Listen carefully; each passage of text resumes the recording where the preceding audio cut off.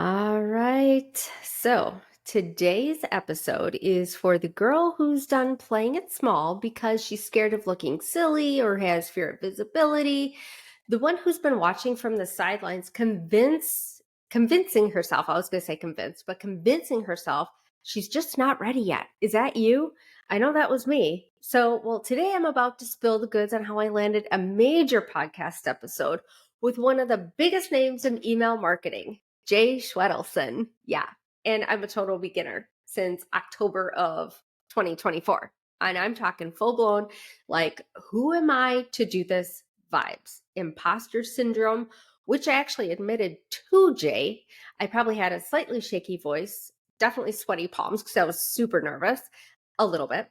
But here's the thing, sometimes you grow not by being ready, but by doing it anyway. So let's talk about fear and taking the shot and why putting yourself into rooms where you feel super underqualified, like the underdog, might actually be the secret to getting ahead. Okay. So here's the full confession. Listen up. I almost didn't reach out to Jay. I almost stopped myself from this opportunity. Jay Schwedelson, he's the one who sends those super genius email marketing tips that make you want to rewrite your entire business and entire emails. He's the guy with a massive following, industry credibility, and a calendar that probably has a waiting list longer than TSA on Christmas Day. Yeah, that Jay Schwedelson. So here I am, a total newbie podcast host. Thank you, Amy Porterfield. And I had a super scrappy mic set up. I had my microphone propped up on books, and I'm testing my mic. And I had this big idea. I'm like, what if I just asked? So his live virtual event, he said at the end publicly that he's available to collaborate on podcasts. So it was like a light bulb moment for me. And I'm like, ooh, I should take him up on this. So what if I stopped gatekeeping myself from opportunities because I assumed the answer would be a no? Y'all, the stories in my head were so loud. I didn't have enough followers. Why would he want to be on my Goalpreneur podcast? I'm going to sound like a total flub or a total rookie. Like, who am I to be doing this? And then the biggest gut punch was, you're not ready yet. Those words, you're not ready yet. That was screaming in my head. So that's the internal narrative that tells you to wait until you've earned your seat at the table. That if you're not already big time, you have no business contacting, email, networking, or even thinking about being in those spaces, in those rooms, or at that table. Then I paused and asked myself the one question that changed everything. What if the only thing standing between me and my next level of success was the invitation that I was too damn scared to send? Okay. I had Amy's voice again running through my head. Court, just do it. Courtney, do it scared. Do something different. Court, just do it. Send that email. So one evening after a couple hard seltzers, I was like, yeah, I'm totally emailing Jay and I'm going to take him up on his invite. I crafted a super casual email, hit send. My heart was pounding. I had voices of doubt shouting in my ears. And a few days later, I got a response. And I thought for sure this was his way of making me jump through hoops just to say, sorry, your date and time, they don't really work for me. I'm really booked out, but thank you anyway. But you know what? Jay said yes. So fast forward to the day of the interview. Jay shows up, super bright, cheery, the Jay that you would expect, the Jay that you know from social media. So I'm pretty calm for the most part because I did my research and I kept telling myself at the end of the day, Jay is a regular guy. He's just a regular person with a super cool job and a super cool platform. But I had to keep reminding myself that.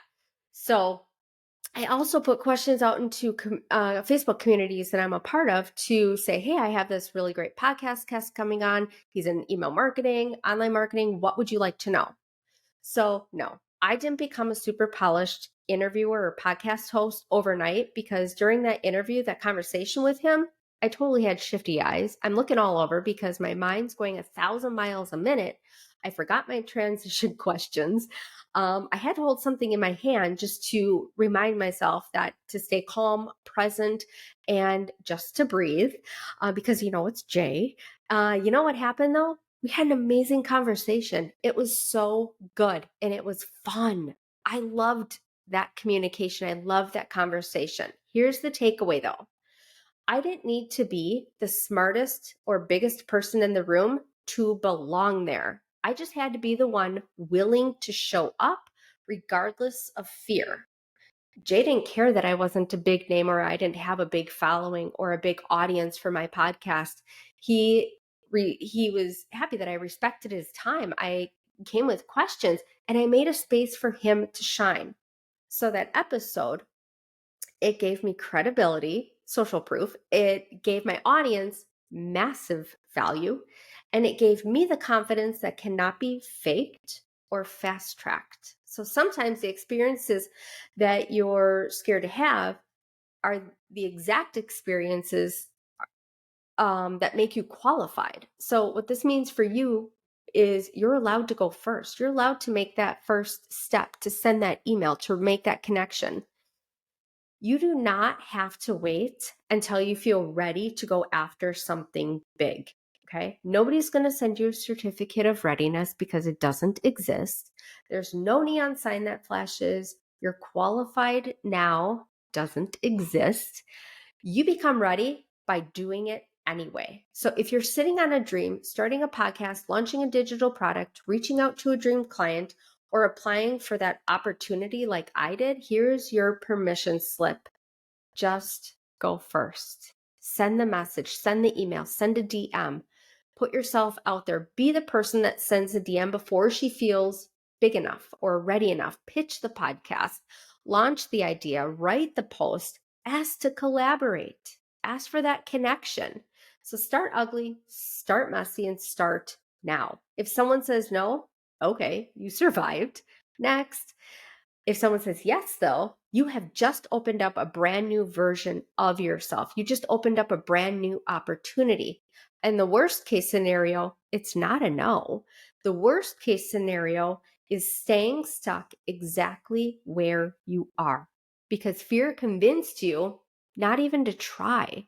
That is an awful place to be.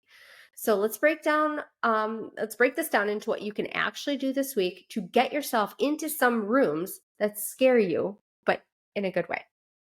So number one, make a scary ask. Pick one person you admire, like a mentor, an expert, a potential collaborator, like Jay, and send a message today. You don't need a huge audience. You need initiative. You need to be bold enough to take that first step.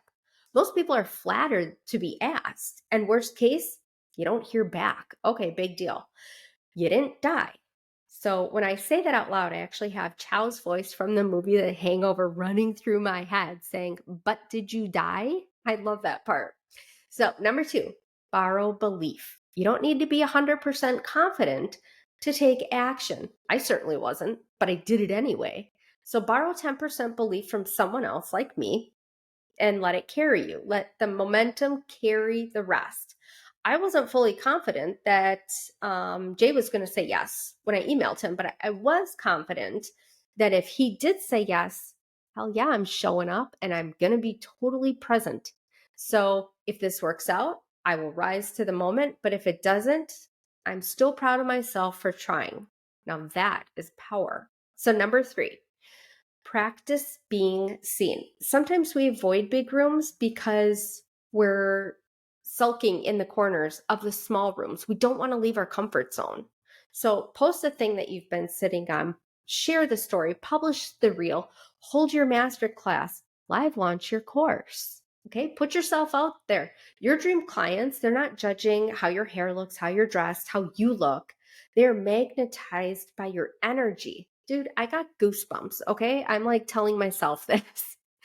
So try asking, would my people feel empowered by seeing me show up today? Okay, now number four, take the shortcut. It doesn't have to be hard.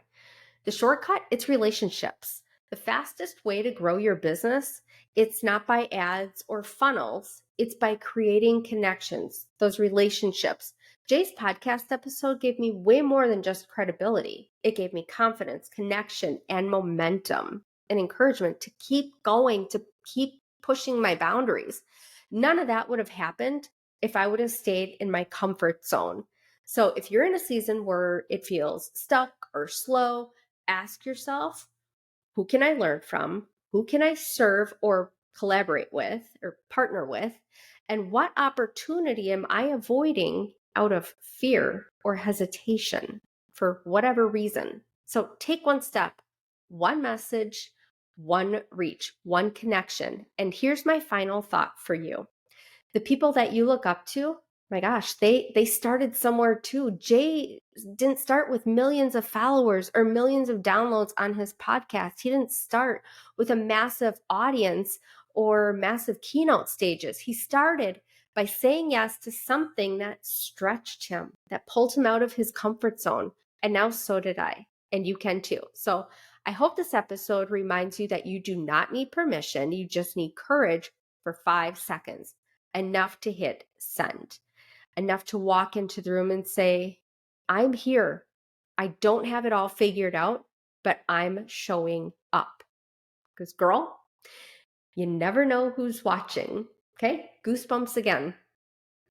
You never know what magic happens when you stop gatekeeping yourself, when you stop holding yourself back from reaching the next level. Okay.